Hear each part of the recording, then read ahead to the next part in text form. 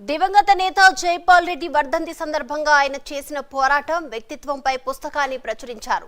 Jaipal Reddy memorial వద్ద ఈ పుస్తకాన్ని మాజీ కేంద్ర మంత్రి పల్లం రాజు, మంత్రి కోమటిరెడ్డి వెంకటరెడ్డి ఆవిష్కరించారు.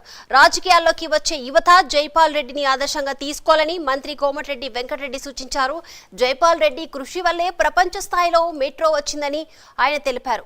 జైపాల్ రెడ్డికి భారత రత్న ఇవ్వాలంటూ కూడా మంత్రి కోమటిరెడ్డి వెంకటరెడ్డి కోరారు. సందర్భంగా ముందుగా వారికి నివాళులు అర్పిస్తూ వారికి ఆత్మశాంతి కలగాలని ఆ భగవంతుని ప్రార్థిస్తూ, జైపాల్ రెడ్డి గారి నుంచి చెప్పే స్థాయి నాకు లేదు, కానీ మాకున్న అనుబంధం కానీ వారి గురించి ఆయన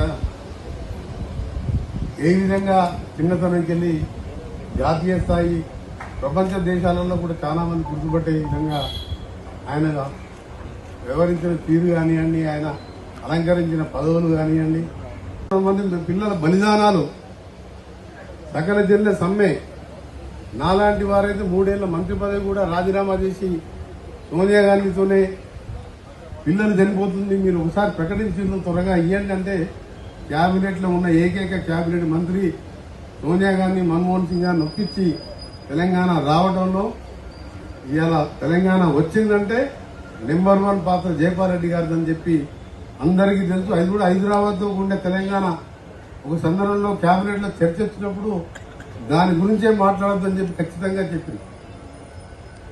అలాంటి వ్యక్తి ఈరోజు లేకపోవడం నిజంగా చాలా దురదృష్టకరం. ముఖ్యంగా మన హైదరాబాద్ తీసుకున్నాం, ప్రపంచ స్థాయి మెట్రో వచ్చిందంటే అది ఓన్లీ జైపాల్ రెడ్డి గారి కృషిని. ప్రపంచంలోనే ఉన్నది బెస్ట్ మెట్రో హైదరాబాద్ మెట్రో.